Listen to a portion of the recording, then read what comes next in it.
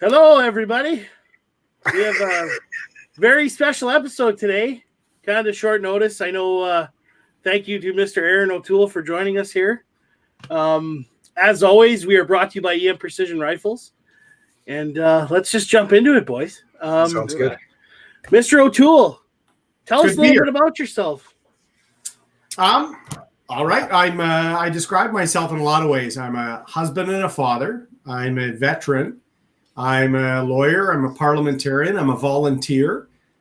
If I graph it out, here's the graph of my professional life. Military veteran, very well respected. Corporate lawyer, politician. So I'm going down by the year. You could have been a ditch digger, and it still would have been followed the same graph, I think.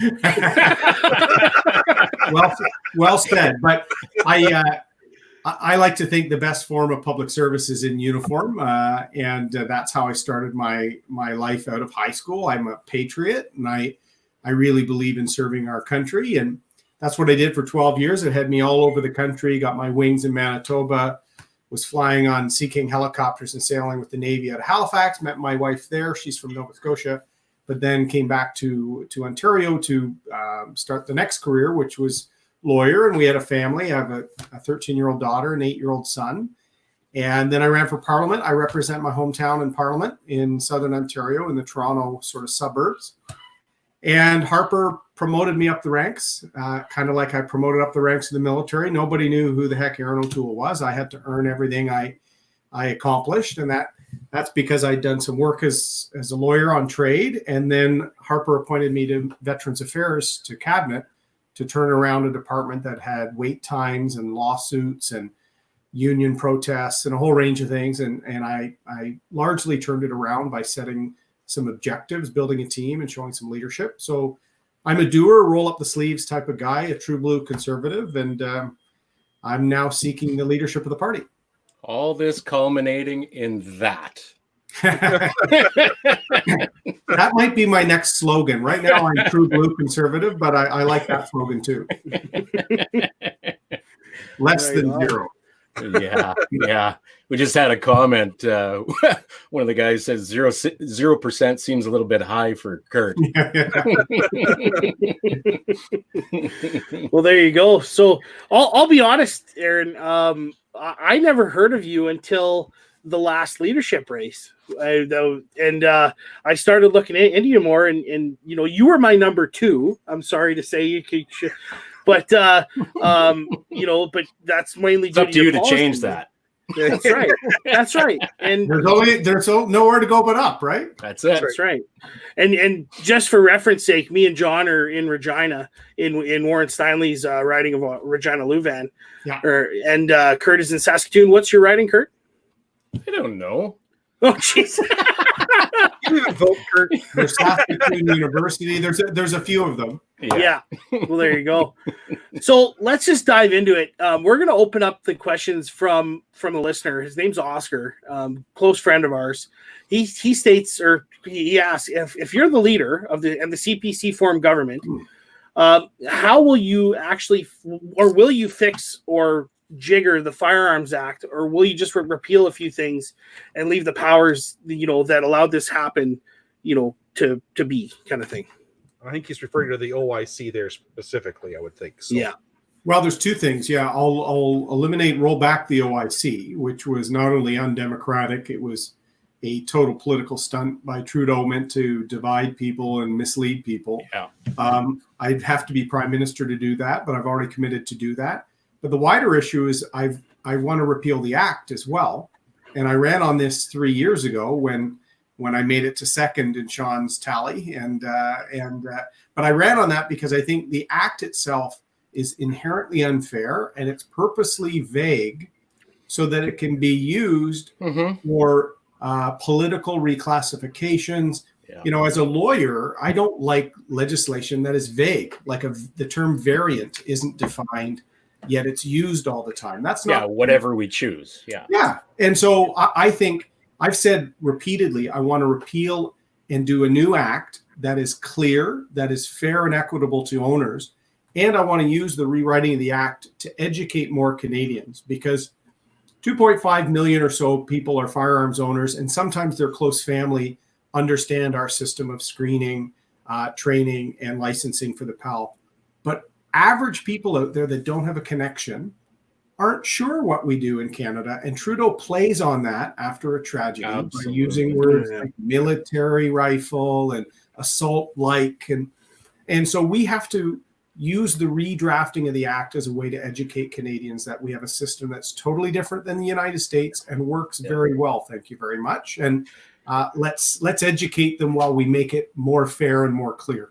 Right. That's the thing with that. It's not as though we have a horrible laws in place. There should be a few things I think that are different, but it's what's in place now. There's not a great deal wrong with it. I would disagree with that statement. I'll be honest with you. I said not a great deal. One of the reasons Stephen Harper, I think, lost in 2015 as we're running for election is because he promised to repeal Bill C-68, and then he didn't. And then what he put in was actually worse for gun owners than what we had before. And it just, I know myself personally, I was really upset with that. And I wrote letters and was largely ignored.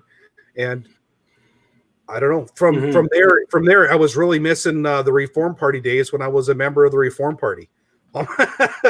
Because, say what you will about Stephen Harper, he was a great prime minister, but there's some things that he did that he promised he would do that he didn't do. And I think a lot of gun owners stayed home in 2015, and that's the reason why we have the position we're in right now. So let me restate a little bit, John. Let me push back there, John, because what I don't miss about the Reform days is Jean Chrétien was the prime minister. That's true. Yeah. That's true. Yeah, conservatives have to work together. Jean Chrétien. I consider Manning a friend. I've Chuck Strahl and Jay Hill and some prominent Reform leaders are supporting my leadership. But we've got to remember, conservatives need to stay united, and we need to motivate our firearms owners to vote, or you will see things like the OIC. That's what we're going to see more of. Or in terms of the election, you'll see a split between, like, the PPC took a lot of gun owner votes last year as well. Yeah. And that really hampered our cause, because if that percentage of voters would been applied to the ridings that they did get votes in, there could have potentially been a bit of a swing. So anyway. I think there was six seats that the PPC candidates took votes that would have got a conservative elected, I think, in the last federal election. I don't think it would have been that big of a difference, but it did make a difference in 6 ridings. So yeah. Yeah, a good buddy of mine lost in Kitchener-Waterloo, Harold Albrecht. Yeah. And it was due entirely to the PPC vote. And we can't divide the movement. That's why at the beginning of my leadership, I said I'm running to unite the conservative movement, all parts of it. Take the hyphen out. We're all conservatives first. We may have some people may be more interested in social issues. People may be more libertarian inclined. Some people, like me, are about defense and foreign policy because of my time in the military. Well, and that's all good, but you have to have a unified front. That's the big thing about it. So sidebar, just because you brought it up just now about defense, do you have any plans if you become CPC leader and then you are given the opportunity to form a government? Do you have any plans to actually boost our defense spending so that we actually are complying with the NATO standard, or are we going to keep defunding our military? Or it seems that we're defunding it anyways at a fairly steady rate. So what are your plans when it comes to military spending and stuff like that? Yes, I do. I would like us to meet our NATO 2% of GDP target. I have to be honest with you, though. I've had to rewrite my own policy given COVID-19. Trudeau is going to leave us with $250 billion deficit. Yeah. And so that's just this year. That's a new deficit, not debt, deficit. And so it means my policy that I was going to launch before COVID-19 had a 2% target for NATO spending. I'm now going to have to spread that over a longer period of time.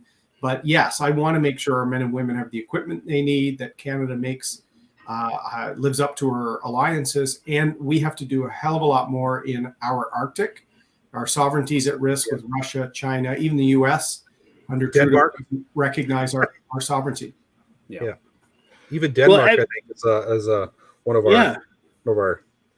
It's a polite one, but Well, they- every we have Sorry. that dispute over Hans Island, and the whole joke Yeah. is when they leave Hans Island, they leave some snaps, peach schnapps or something there, and when our guys leave Hans Island, they apparently leave rye whiskey in return. So we're friends. We agree to disagree. I kind of like that story. But speaking of Denmark, like all of the countries that have a role in our Arctic, Norway, Denmark, and the United States all fly the F-35, for example. Yeah. So we should be flying the F-35 in the future so that we can work with our allies in the Arctic and safeguard our interests. Wait, so you're saying buying used Australian F-18 Super Hornets was not a good idea? I put one of my favorite memes I ever put out on Facebook. I put this out in the last leadership was a picture of a CF-18. I said, Pierre Trudeau bought the CF-18 in the late 1970s. His son replaced the CF-18 with used CF-18. Yeah. And I used the same picture, and the Liberals went crazy because it was the exact same picture. But I was making a point. My brother-in-law was an Australian F-18 pilot. He was on exchange here, married my sister. And when that deal was announced, they live in Hong Kong now.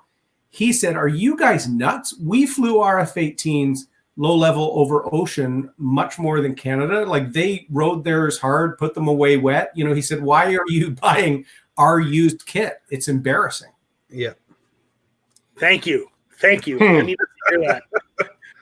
So we have actually a question here from a listener, live question from Simon Reynolds here. I'll put it on here. You win the leadership and eventually the government getting top spot. What do you want to achieve in your first 100 days? That's great. I've actually put out a few of the indications of what I want to put forward in my first 100 days. I want to eliminate Bill C-69. That was the unfair anti-development act. People call it the No Pipelines Act, but it's actually the No Big Project Act. If you wanted to build a hydro generation station, it would be years of extra environmental review. And so capital investment was fleeing Canada because of Bill C-69. Yeah. I also want to eliminate Bill C-48, that's the tanker ban that eliminates the ability to have oil tankers on a certain part of the West Coast. And I also want to introduce a National Strategic Pipelines Act that would make it a cabinet decision up front to approve a pipeline if it did one of two things: got our resources to Tidewater for foreign export, or got our resources to domestic refinement capability, read Energy East. We would approve these pipelines up front and not wait for the NEB approval. After the approval, then we can make sure the environmental measures, the Indigenous engagement, all the other things come after the companies know the approval is given. Mm-hmm. Good. What sort of backlash do you feel that could have? Because we know how emotional it gets with local engagement and the permissions and all that kind of stuff, environmental stuff.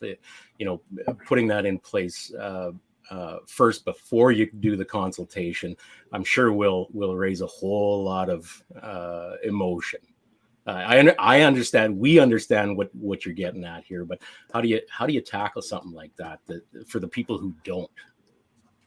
That is the goal of a leader and the job of a leader, and that is what I will do. I have to convince my province that the issues of Western Canada are national issues. Mm-hmm. What's interesting is Saskatchewan's last prime minister, Diefenbaker, won government over a pipeline debate where the Liberals were moving too quickly on a pipeline. It's quite funny how times have changed. The Liberals canceled several. We're leaving billions of dollars on the table every year when we sell our commodities below the world price that we could get. That means provinces get less money, whether they're a producing province or not. The revenues to our country, we're leaving billions of dollars off the table for us. And I think Canadians need to realize these sectors are critical for our economy. Well, why not bring petroleum down to farmers? Well, sorry, Kurt. Just the company that takes those resources and does something with them if they're making $20 a barrel less than the world market price because our oil is devalued because of where it is, that means that company isn't going to pay income tax on that extra $20 a barrel. The royalties aren't going to be, and it's not just the royalties that go to the province, but the actual income tax that company is going to pay, the people that they would be able to hire, the work they'd be able to do with that extra funds. It compounds the issue even more so. I think that people realize like how much of a difference that makes. Anyway, sorry, Kurt, you were saying. I can't remember now. I was doing what you were saying, John. Probably wasn't important anyway. I've got another question. So we were talking about having a united conservative front going into the next election.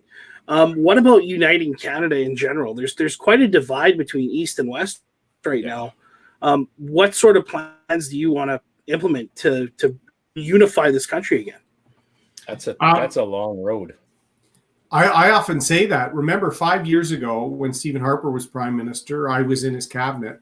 The Bloc Québécois was not an official party, and you've never heard of a term called Wexit before, had you? We actually had the highest levels of national unity, and we had 3 pipelines under stages of development. We had a balanced budget and low taxes. Investment was coming to Canada as opposed to investment running from Canada, like Warren Buffett's investment just before COVID. Yep. So we have to hold up getting things done in Canada. I was talking about this before COVID when I was talking about ending the illegal rail blockades, ending this ridiculous shutdown Canada movement. We need to value work in this country, and we need to value building and extracting things here, because everything we do compared to the other countries of the world that do it, we do it in a more environmentally responsible way. We have rule of law, human rights. We have better Indigenous engagement practices than anywhere else in the world. So any hydrocarbon, any form of timber, any mineral, Canadian should be the choice for the free world. And we've got to position ourselves better. And that's what I'll do. I will champion these sectors as opposed to Trudeau, who's been trying to run them into the ground. Mm-hmm. So would that include rebuilding our relationships for like ag producers as well with China, and they're shutting down canola imports, and India with the shutting down of the pulses? I don't know if you can tell, I work in the ag industry, but so there's been a significant hampering of that. Durum prices at not an all-time low, but a 5-year historical low. Canola is at its lowest price I've ever seen. So, what are you going to do to help back the farmers?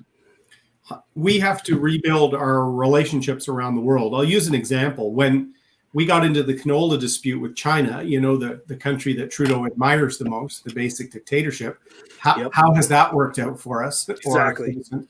But when we ran into a dispute over canola with China in the past, what Ritz did when he was minister for Harper, we were able to transship canola and have it crushed in mills in the United Arab Emirates, in some of the Middle Eastern countries. Well, because of Trudeau's tweets and virtue signaling with them, they all are mad at Canada, and we now have fewer options. You talked about the pulses, his failed trip to India. India raised tariffs on pulses. Durum wheat, Italy raised tariffs on durum wheat. After Trudeau's ridiculous comments comparing returning ISIS fighters to returning Italian and Greek immigrants to Canada after World War II. He made that statement. That's how boneheaded our prime minister is. And these things over time affect our global reputation and our relationships. So for ag, the more markets we have, the better price we can ensure our producers get. That will be a goal for me. I worked on the European and Asian trade deals under the Harper government before he promoted me to cabinet. It's key for our economy, that ability to have multiple market options for our producers. So as you ask the next question, I'm going to quickly change the battery on my camera to show you that not only can I be prime minister, I can be my own IT department. So yeah. I should save the taxpayers a little bit of money. yeah, exactly. Get rid of that position. Call in once a week to change your password. I forgot my password again. Yeah, right. Well, no, so far, he's saying what we want to hear, right? Yeah. Yeah, John, I was just saying earlier before you talked over me, you prick, that that I've been accused of that more than just you lately. Yeah,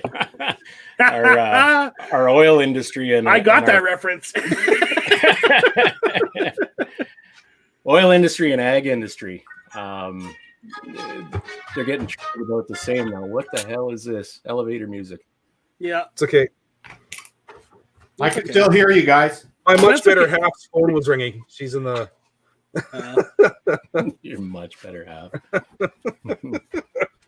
There we go. Much Awesome. better. Sorry about that. That's okay. No problem. Cool. So, why you over Dr. Leslyn Lewis or Derek Sloan or Peter MacKay? Why should Conservative members pick you? I'm ready to win and defeat Trudeau. I'm ready to hold him to account on day one.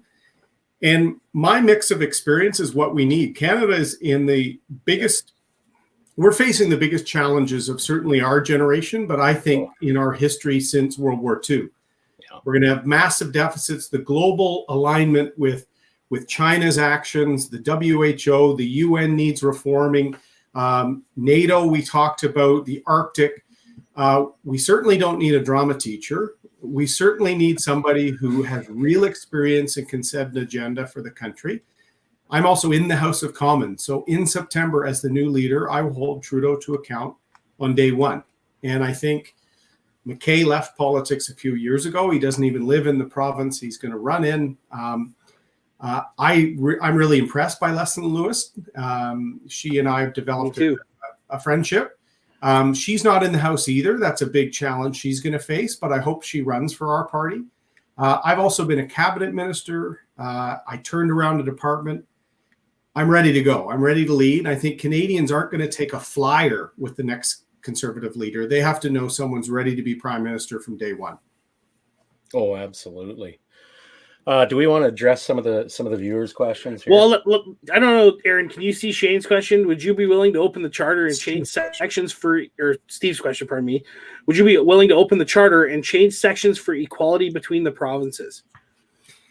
Well, that's not in the charter. The charter was the 1982 Constitution and part of the protections of the charter contained in it.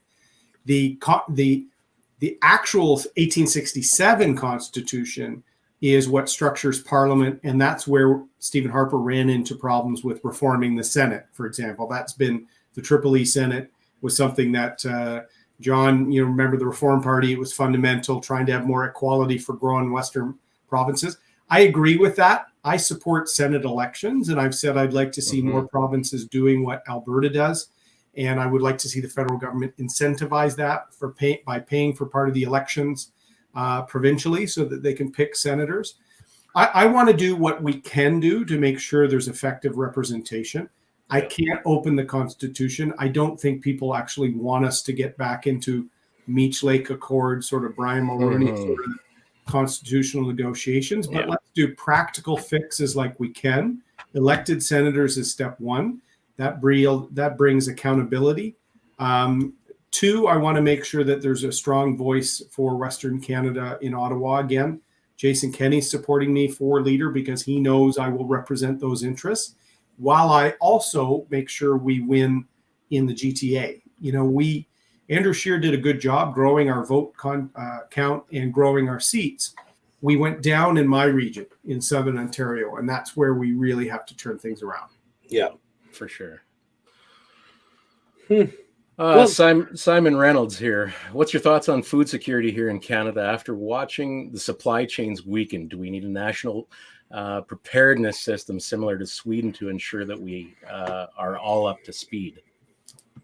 Yes, we do. And I've talked about food security going back to my time in the Harper government. Part of trade means that you can maintain effective domestic production because our producers are able to export. So they're producing a lot more than we would just consume in Canada. And as long as there's fair trade, we should be able to then have more access in terms of consumer choice of some of the goods that we don't produce in high numbers. So food security is key. I also want to bring back some domestic manufacturing capacity for critical items that we need for the healthcare, emergency response, defense, and security.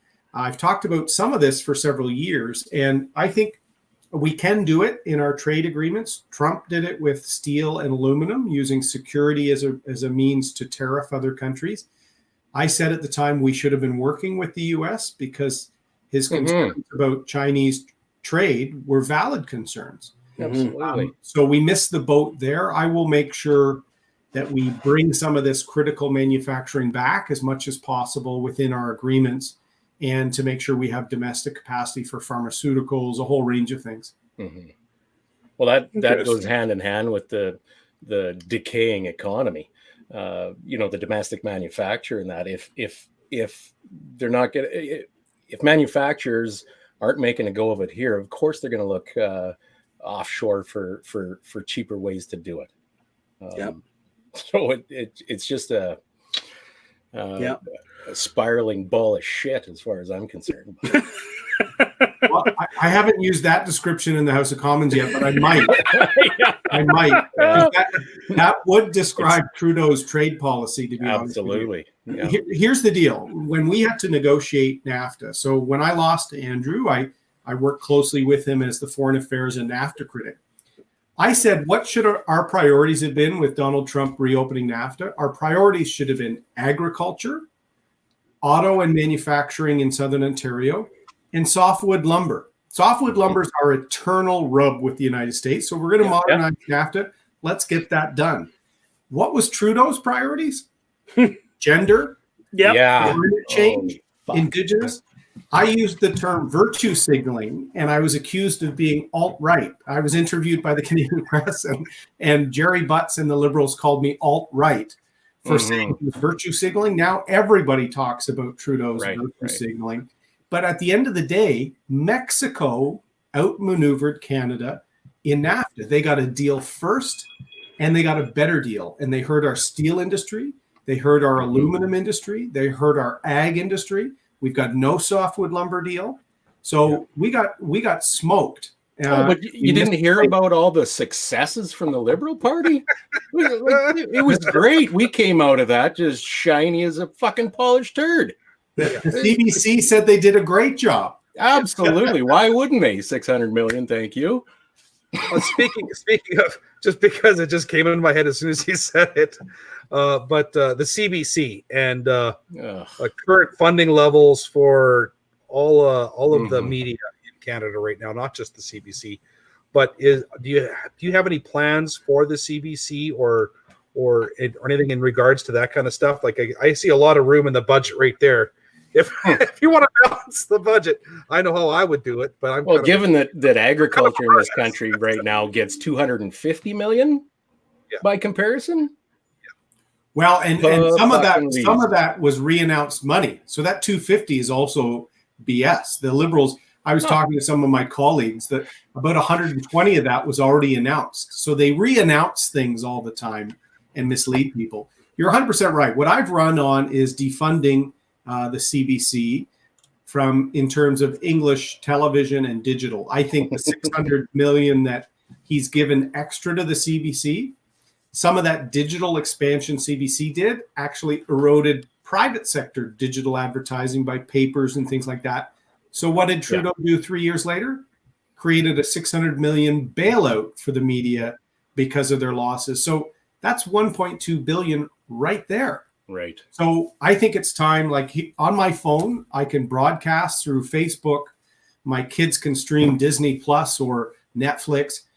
It's 2020. The CBC has to modernize, and there's no way we should be subsidizing the CBC to create a Canadian version of the Family Feud. No. So what I said I would do is I would keep the CBC radio. It's commercial free. It doesn't compete with Shaw or Chorus or any of the radio stations that are private. And the French language protection, it's part of our dualistic nation in terms of language. Both of those things are small parts of the budget, and they're actually public interest. So it's time to time to bring CBC reluctantly into the real world. Back to earth. Yeah, for sure. Gotta love Mikey's comment here. Notice how there are no genders, but when you ban firearms, we have to protect women. The women and the children. Think of the babies. Think of the children. I'm thinking of it. That's why I don't want them banned. But anyways, you know what? I commented on this today. The Liberals talk a great game. They say they have he's the first feminist prime minister. They have a feminist foreign policy. What was revealed today, they just cut $75 million from programming for human trafficking and women that are exploited and trafficked. Yeah. They cut that. Certainly, they've been weak on crime, including crime involving domestic violence. In fact, this terrible attack in Nova Scotia, not only did the guy not have a PAL and the firearms were illegal, he had a history of domestic abuse, and the Liberals soften our criminal justice system so much that criminals are given the pass and victims are tossed aside. So I've been talking about, I'm tough on public safety. When somebody commits violence against another Canadian, I've got zero time for that. We've got to show we're going to have real criminal justice, real public safety programming, and we're going to call out the Liberals demonizing law-abiding owners, because we know they're statistically the safest Canadians, because every day somebody who has a PAL has their name run through the CIPIC Police Information Center service. Yeah. We know that those people are law-abiding. It's the criminals, it's the illegally smuggled guns. The Liberals avoid the real work and choose to demonize people to win a few votes in the city. Yep. What about getting a little bit off guns and that, the CPC platform? There's some feelings out there that it's a bit antiquated. I guess you kind of alluded a little bit to it earlier about being somewhat, what do I want to say, broken within that whole unification thing. There any plans to sort of, for lack of a better way to put it, modernize it? Well, Rooster, I want to modernize and simplify it. In fact, it's hanging on the wall behind you. Oh, amen, brother. We have to get back to basics with our policy. We have to have policies that are free market oriented, lower tax, supporting small business. That is a group that's really going to be hurting after COVID-19. And most of the Liberal programs have excluded small owner operators entirely. They don't qualify for the business account loan. Yep. Most of them in my riding haven't received a dime in rental assistance. Some of the Restaurants Canada is predicting between 50 and 75% of small restaurants will be under. And these are families, like they throw their life into this. So I want us to be voices for small business. I want us to be voices for farming families and agriculture. I want us to make sure we're getting projects back on track, from pipelines to a softwood lumber agreement. I'm going to really make sure work is at the center of what our party is going to be all about, and then have a principled approach to standing up for firearm owner rights, a principled approach on the world stage. This is where I have concerns with Peter MacKay, because he's already tried to sort of suggest he's going to change some things from the way the party was kind of established in the first 10 years under Stephen Harper. I think we have to build on those principles and have some new ideas for the future, given the challenges we're facing. Yeah, agreed. Question from listener Bernie Paul. You mentioned manufacturing for Southern Ontario. How about the western area of Canada? That's actually one thing I kind of question too, because we seem to have a large lack of manufacturing abilities in Western Canada. True, we do have some. We have certainly aerospace in Manitoba is very, very well regarded. We have farm implements and a range of other manufacturers throughout the prairie provinces. Why I speak about Ontario specifically is, I'll use an example. My dad worked at General Motors when I grew up. I grew up in the Oshawa-Bowmanville area of Southern Ontario. And in Ontario, with the border states of Michigan, Ohio, Pennsylvania, it's a basin of manufacturing. And since the 1960s, we've had something called the Auto Pact that grew into free trade with the Americans. And then only then Mexico was added. That manufacturing basin, if Canada has a carbon tax in Ontario, and Michigan not only has no carbon tax, but they also have right to work laws and other things, we are suddenly seeing all these jobs pour out of what used to be our manufacturing heartland in Ontario. So I think jobs are important everywhere. Don't get me wrong. And as much as I champion pipelines, I also talk about the importance of auto parts in Southern Ontario. My dad's plant, GM, where I watched and would go to the forklift races and stuff as a kid, they stopped making cars in December. Yep. After 100 years in Oshawa, largely due to Trudeau's screwed up trade and tariff policy and the carbon tax. So we have to address the uncompetitive moves that Trudeau has brought to Ontario, just as much as we do Bill C-69 and other specific changes that he's made that has hurt Western Canada. How about this? Simon Reynolds says China still holds 2 Canadians in jail. How do you get their freedom? Yeah, it's clearly weakness doesn't help. That's what Justin Trudeau has shown, that he's weak, and the Chinese know that, and they push from the citizens to canola to pork. What we have to do is show strength and show that we're not going to buckle under diplomatic hostage taking of the 2 Michaels. We're actually going to work with our allies, namely the United States, the UK, Australia, and New Zealand, the Five Eyes. With them, we have the economic clout that China can't isolate us.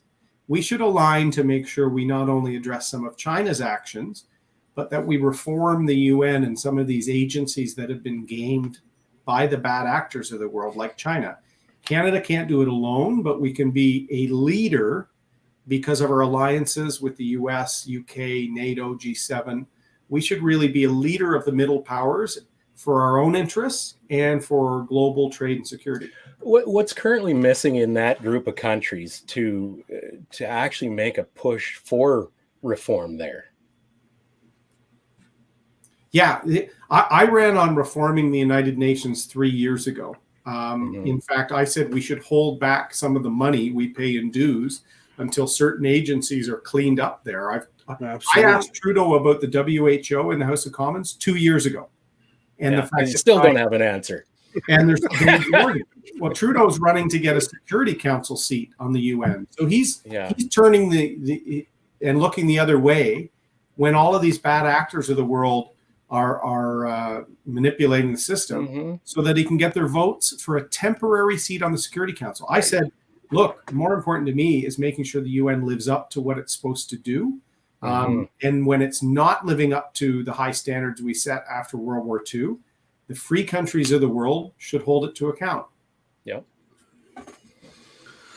Well, Mike Reason says, coming from a police officer, and I'm thinking that's probably coming from either he's a police officer or he knows someone who is. Would you be considering bringing back mandatory minimum sentences? Bill C-75 has crippled me in my job. That's an excellent question, actually. It is very much. That's a huge problem right now. Yeah, what's interesting, I've said that I would bring back mandatory minimum sentences for some violent crimes, particularly a few violent crimes involving firearms too, and I would use the notwithstanding clause. So after the Harper government used mandatory minimums in a few areas, the court started striking them out as too broad. I will bring them back, not broadly, but specifically where violence is involved, because violence means people not only have to be protected, the public needs to be protected, society needs to denounce the conduct, deter it. These are all principles of our criminal justice system. And I will use the notwithstanding clause to say courts, Parliament is reigning supreme here. On these specific crimes, you cannot strike it down because we have a notwithstanding clause. That was fundamental. We wouldn't have a Constitution of 1982 without the notwithstanding clause. Yeah. And that way we need to show Canadians Trudeau talks and misleads on public safety and targets law-abiding owners. He does nothing for criminals. He's actually soft on criminals. Yeah. not giving the supports to police forces, not giving the supports to stop smuggling at the borders.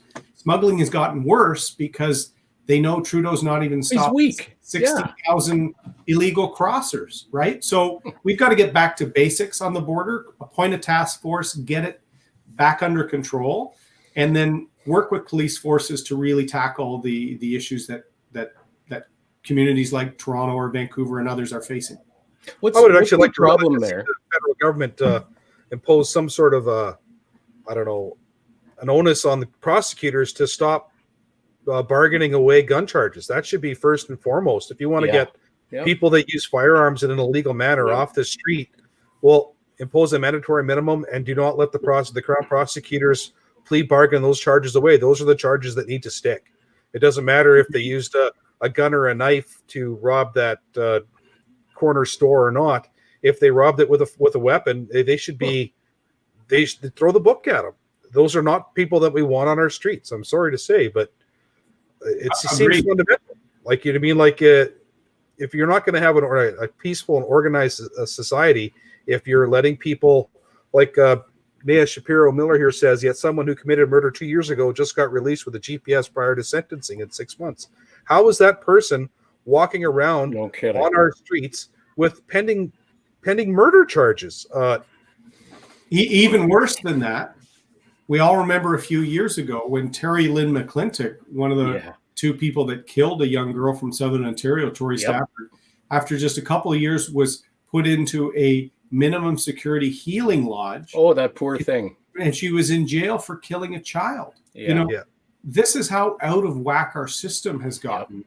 That with the Liberals, it's always favoring the criminal, giving them the benefit of the doubt, softening the program. Conservatives, we passed a Victims' Bill of Rights. I want to do even more to safeguard that. And some mandatory minimum sentences is part of the process. I've talked a lot about criminal justice and safety as a lawyer, as a parent, as a veteran. I was the public safety critic when Ronna Ambrose was our leader before I ran for leader the last time. I think most Canadians really trust us in the economy, trust us on public safety and security. And that's why when I eliminate what Trudeau's doing with the OIC and with Bill C-71, I want to be able to show, and here is what we're going to do to actually keep communities safer. What's the issue there, anyways, with the the short sentences and the light penalties? Is it something to do with trying to keep people out of prison? I just don't get that, especially like you say, the dangerous offenders. Like, honestly, what the fuck? Well, I'll tell you, when I went to law school, so I went to law school at Dalhousie, met my wife when I was flying with the Air Force out in Halifax. And when I went to law school, I was still in the reserves. And at that time, coming out of the military, I was just married, didn't have kids. I'd gone to military school, military college. I was about as right-wing to Attila the Hun coming into law school. And I found the law schools, everyone wants to get into the whole, why did criminals do this? What terrible, sad story has there been? Actions have consequences. That's it. Remember when Trudeau, the first words after the terrible Boston bombing, what are the root causes? Why do these guys feel left out and commit terror acts? Like, he always identifies with the criminals and the terrorists. I always identify as a conservative with law enforcement and the victims, because we're charging them with keeping our community safe. So at law schools, there's this pursuit that everything has to be restorative. I separate it clearly on two ways. There's property-based crimes that sometimes are motivated by someone's poverty or addiction or anything. Desperation, Desperation, exactly. But when you cross the line and commit violence against your fellow citizen, I'm sorry, but you don't get the rehabilitation-focused approach of justice. You get jail and mandatory minimums in some cases. You get denunciation of the conduct. All the other parts of our criminal justice system should trump the rehabilitation side. You rehabilitate someone who has not harmed anyone, who's not a risk, but because of desperation, as you said, Richard, did something. I think most Canadians agree with that approach. That I've talked about this in the House of Commons, and if any of your listeners want to see any of my speeches on it, or if they have trouble sleeping, go to my YouTube channel. Mama Bear has a question. Hey, John. That's my much better half. Sorry, late on joining. Have you already discussed the need of addressing mental health? So that's an excellent question. Well, thanks, Cindy. Yeah, probably the issue after veterans that I'm known for working on the Hill is mental health. I just 2 weeks ago, or actually a week ago, had my 7th annual mental health event that I host with Romeo Dallaire for military veterans and first responders. Because when I was in the military, I saw mental health. We responded to the crash of Swiss Air Flight 111, the plane that went down off of Nova Scotia. And I saw how some of my buddies were impacted. And I first started seeing the military taking trauma and stress injuries seriously. So when I helped create the True Patriot Love Foundation as a lawyer after military, my focus was mental health. And I worked on a lot of these programs. With mental health, the more you put upfront support, reduce the stigma, have treatment options, the better the outcomes, because then people get well, their families and their marriage stays intact, their job stays intact, they avoid addiction. If you let a mental health challenge go untreated or untalked about, and people suffering in isolation, they can get an addiction, lose their job, lose their family, and in some horrible cases, even suicide in their lives. So I talk a lot about mental health. I think that has to be a focus. I've done a lot on it. It will be certainly a core part of my role as leader of the party. It's currently not very high on the priority list, isn't it? No, it wasn't until really the last 10 to 15 years that our society started talking about this. Yeah. Bell Let's Talk days, which I think have been maybe out for about 7-8 years now. Mm-hmm. That was the first time people started saying, you know what, don't suffer in isolation. There are treatment options. I've met tons of veterans who have dealt with their mental health injury from Afghanistan or whatever, and now are productive moms and dads. They've got businesses. They're doing this. They're helping other veterans. But the more people isolate themselves and suffer in silence, the more the problems can become worse. So talking is important. I do a lot of work both in my riding and nationally for veterans on this. So it'll be core to what I talk about regularly as leader and as prime minister. If I'm successful in being prime minister for our party, I would be the first veteran to be prime minister since Lester Pearson, over half a century. So I think it's time. Mm-hmm. Yep. I agree. Agreed. John, I know you have a burning question. Well, His question is, how can I help you win? well, actually, that's question 2 right now. I'm a Bernie says I smoke too much. He's right. I'm a trade unionist. I'm a union member. I'm a fervent union supporter. How do you picture the federal Conservative Party treating organized labor if you become our next prime minister? I'm glad you asked this question, John. I'm going to be going after the vote of your brothers and sisters in the labor movement. You know why? Because Jagmeet Singh doesn't stand up for your interests. He doesn't want things built in this country. Yeah. He doesn't want projects to get Tidewater, a pipeline. They don't stand up for trade and our aluminum smelter in Kitimat. Jerry Diaz, who I spar with a lot, the head of the Unifor Union, he was Trudeau's negotiation teams, and we got bad trade results with the U.S. and everyone. So I'm going to take an approach like Boris Johnson, who used Brexit in the UK as a way to say to a lot of traditional labor voters, does Jerry Corbyn and labor speak to you anymore? Yeah, no kidding. Right? I want anybody who's a brand new union member, a grizzled old timer in union, to see that I want you guys to have work, to have success. I want to build things in our country. I've been speaking with many union leaders already about the fact that they don't like the anti-development, anti-work mentality of the Liberals and of Jagmeet Singh. And Jagmeet Singh was supporting some of the illegal rail blockades and some of that early shutdown. So Jagmeet Singh, in his $5,000 suits and his protest mentality, he doesn't stand up for working people. So the Conservatives have to make sure we are seen as being the voice for people that want to build this great country. Agreed. Okay, we're running out low on time here, so I got 2 firearm questions. One, what's your take on magazine restrictions? Yeah, I've talked about,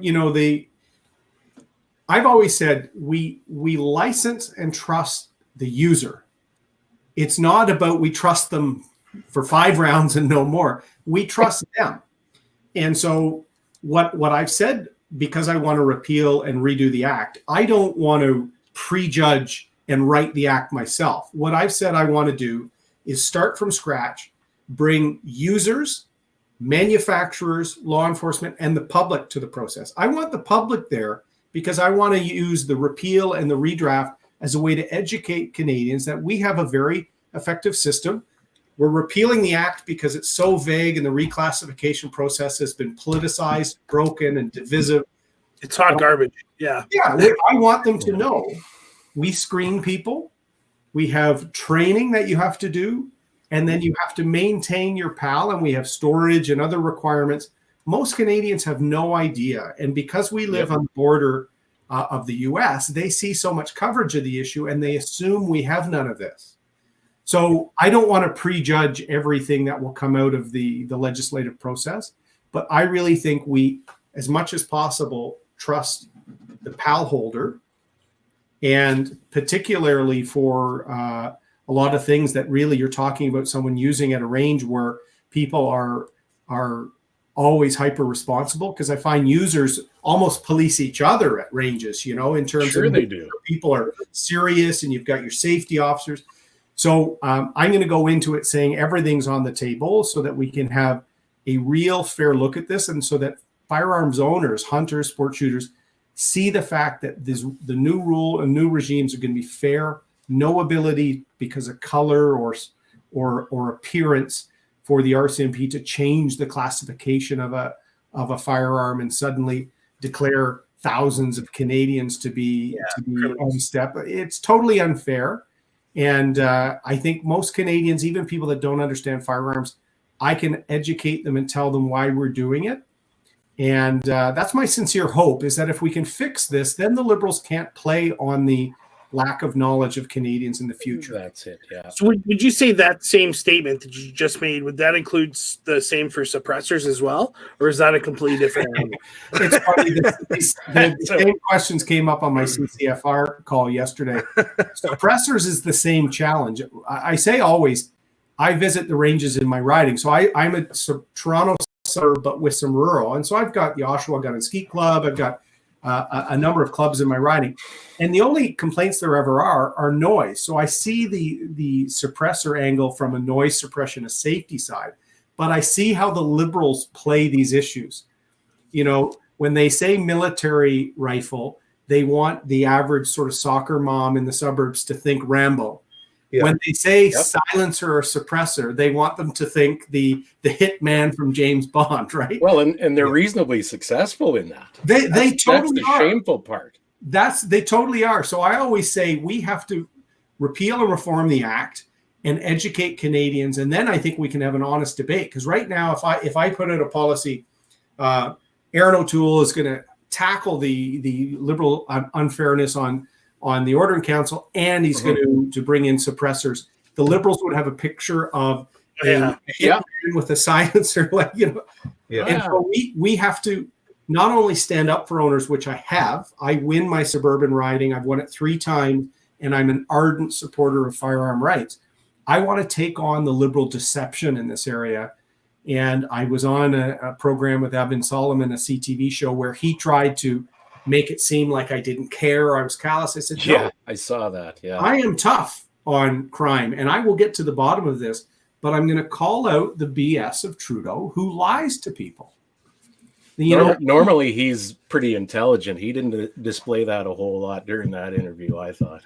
Well, this is why the Liberals rush the OIC, right? There's no parliament sitting. There's no debates. And my met my wife in Nova Scotia. You know, that horrible attack ended 15 minutes from where she grew up.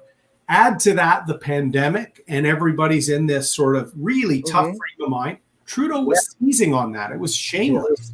It tells you the integrity that they have and the confidence of pushing through their shit in a normal fashion, in a regular fashion. That's what I've said. Like, if they can't defend their actions in Parliament, right, maybe they shouldn't be doing them. Right. This is what they do. And when Trudeau suggested that, deer hunting with an AR, like he showed how ignorant he is to the existing system. So he just reinforced my own complaints about them. Yeah. Same with Bill Blair. He was asked a question the next day about the buyback program, and he had the gall to say to the reporter, "Look, I don't want to talk about buyback. I don't want to get ahead of Parliament here."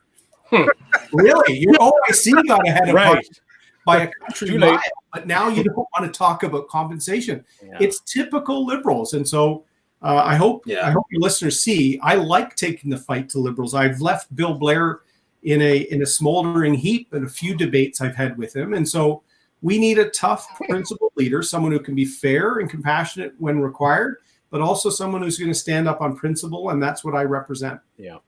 Principle. That's something novel nowadays, it seems. Craziness. Well, there's 0% of principle with the Liberals, to quote your. Well done, sir. Yes. Touche. So, how much time do people have to buy a Conservative Party membership before they can vote? I'm glad you asked that, Sean. They have till May 15th, and I think May 15th at about 4 o'clock in the afternoon, to be honest with you. So it's just next couple of days, and it is important. Only about 200,000 or so Canadians will have a vote in this leadership. The ballots will be sent out in July. So with COVID, there's going to be no big convention or anything like this. You send your ballot in according to the directions in July, and we will have a new leader at the end of August. But if you don't have your membership by May 15th, you won't get that vote. Correct. And what does the membership cost? $15. You can buy a 5-year, which some people do. Particularly if you sign like Roosters, you should be buying a 5-year package. And it's 1 year, $15. That gives you your vote. And if anyone likes our message, ErinO'Toole.ca, you can not only do a membership, you can make a donation if possible. I know it's tough times, so we're only asking if people can, but every dollar, every donation helps. Tax deductible donation too, by the way. There's a good tax deduction to it. Yes, absolutely. Cool. So I'm gonna go on a limb here and say that at least 75% of the people on this stream right now are CPC party members. So, and then probably another 50% of our listeners as well. But Erin, did you have? Thank you for taking time out of your busy day and campaign trail to come on. We appreciate it. Did you have anything you wanted to add? No, just thanks, guys. Sorry for my my trouble logging in. I'll fire my IT guy about the camera later on. Well, have a talk with him at least. It wasn't as professional as I usually like, but look, I'm using our spare bedroom because my wife kicked me off the main floor office because I was driving her and the kids crazy. Like is happening in many families, and doing it right then. It's a spare bedroom because no one's going to come over in a pandemic. We moved the bed out, and I'm broadcasting from in here. But best of health and best of strength to your listeners. We've got the best country in the world. We just have to stand up for it, and that's what I'm trying to do. Awesome. And for anyone listening, if you cannot afford a CPC membership in this time, let us know. info@gunningaround.com. We will find a way to get you a membership, a CCFR, CSSA, all the memberships. So, let us know. Guys, I got to go to talk radio now. Okay. All right. Thanks, Erin. Thanks for the time. Take care. Thank you very much. Have a good day. Appreciate it. Cool. Of course. All right. Well, that was good. Siri, shut up. No kidding. It's just thanks, Erin. Beat it, Siri. Well, it was good. Thanks to everybody on the live stream that joined us for this. This was excellent questions. Sure is nice to be able to ask questions like this of a CPC leadership candidate. This is a big deal. So, you bet. Okay, I got to go back to work. All right, guys. Tomorrow, Shane Getson, MLA in Alberta, 1 o'clock. Be here. Be Or here don't. or be someplace else. That's right. Hopefully another rousing conversation with another politician. Yeah. All right, everybody. Ciao. Thanks, guys. See ya.